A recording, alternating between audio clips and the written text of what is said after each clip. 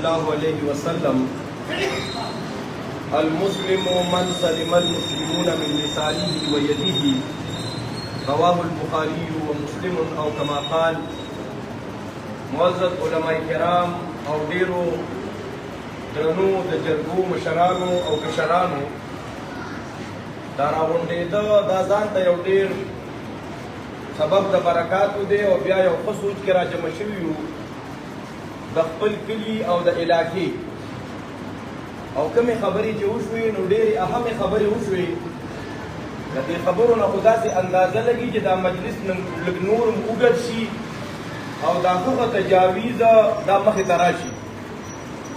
محترمو د جرګې اهمیت دا خو د قرآن او سنت نه ډېر زیات واضح دی چې قرآن کریم کې الله رب العزت موږ او تاسو ته ترغیب راکړی چې تاسو د نیکۍ په کارونو کې جرګې کوئ او د ګناه او د بېدینۍ د جرګو د میټینګ نه ځان ساتئ.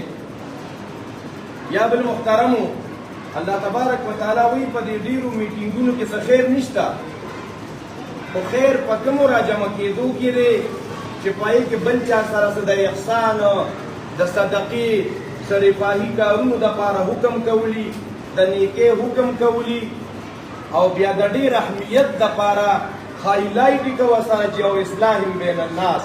حالانکې دا خو د نیکۍ په کارونو کې داخل دي، خو دا هایلایټ کوي یې ولې د دې هغه د زیات د امپورټنس د وجې نه چې دا اصلاح بین الناس دا یو لوی کار دی. محترمو دکه جرګه کوي.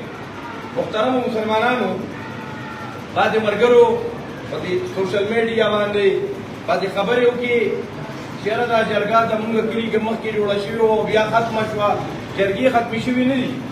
تاسو کارګزاري واورېده زمونږ د کلي که نوجوانان دي که مشران دي که علماء کرام دي داسې هفته به پکې نه چې پای کې به جرګه نه کېږي.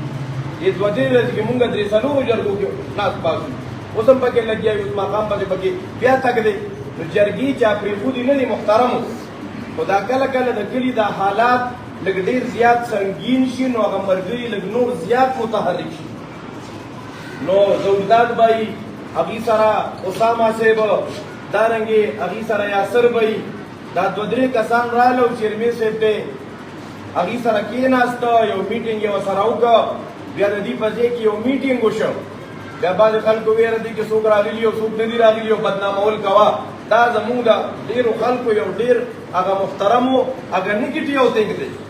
دا خو یو ورکوټې غونته یو میټینګ و، پای کې د دې جرګې لپاره تیاري شروع وه او دې جرګې کې ټولو خلکو ته هغه بیا دعوت ورکړی شوی و. نو محترمو مسلمانانو خبرې ډېرې زیاتې نه کوو. دا کومو کسانو چې دا سوچ او فکر کړی دی چې مونږ او تاسو ساوه ډېر دا کوم علماء کرام دي که دا کوم نور مشران دي که نوجوانان دي مونږ او تاسو به دې سره کلک ولاړ یو، منت به کوو، جرګه به کوو، د ورځې به ځو، د شپې به ځو، که د رونو منځ کې خفګاني، که د ترونو د زامنو په منځ کې خفګاني، که د ګاونډیانو منځ کې خفګاني. محترمو کله کله به د جرګمارو نه داسې څه مسټیک هم مخې ته راځي، هغه به ورله معاف کوو د الله د رضا دپاره او د ملګرو ښایسته ښایسته خبرې وکړي چې د اسلحه کلچر ځان سره مشینان ګرځولو، په دې کلي کې داسې د ځانه باټې ګولا ګرځولو. محترم وړه غونته خبره او زر تماچه وباسه. نو محترم مسلمانانو بل چې مونږ او تاسو مونږ مسلمانان یو ټول که نه الحمدلله مونږ چې مشانه کلمه ویلې ده چې لا اله الا الله محمد رسول الله، مونږ او تاسو ټول اسلامیزم والا یو.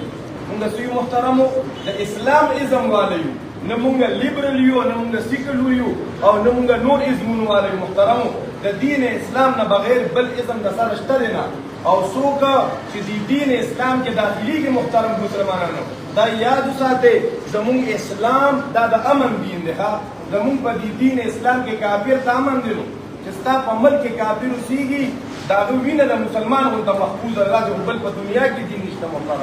محترم مسلمانانو زمونږ خوږ نبي علیه السلام فرمایي مسلمان هغه دی چې د ده د ژبې د لاس نه بل ته ضرر نه رسي. مونږ ته نبی علیه السلام فرمایي دا صدقې جاریه ده، اماطة الاذى عن الطریق.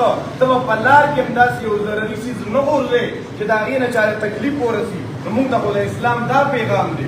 نو محترم مسلمانانو ورورولي اخوت او جرګه ننواتې دا به هغې مؤثري او دا به کاربندي چې مونږ د ټولو ناول فسټ افعال چې مونږ اسلام والو یو، مونږ مسلمانان یو. ولې بیا د هغې نه وروسته بیا مونږ پښتانه یو او بیا پاکستان والا یو، بیا زمونږ تحریک انصاف سره او جمعیت سره او جماعت اسلامي سره ANP سره او نورو سره تعلقات دا پکې بیا اخیر کې دي. محترمو د ټولو ناول مونږ سیو محترمو سیاسي تعلق به هم ساتو.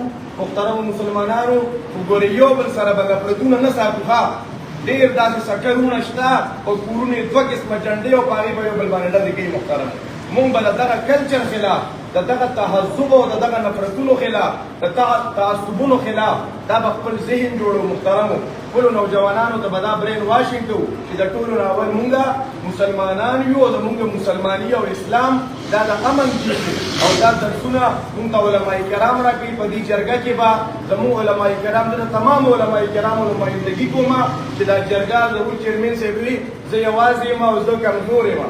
ته کمزور یې نه یې چې صوبوي زه کمزور یم. نبي علیه السلام فرمایي کمزورو سره د الله امدادي. ته وایې زه په افرادي قوت سره کوم. وایه چیرمین صاحب څونه ځوانان دي پکار دي ټول ساوه ډېر تا پسې ولاړ دي. ټول به تیار دي انشاءالله. جزاکم الله خیر.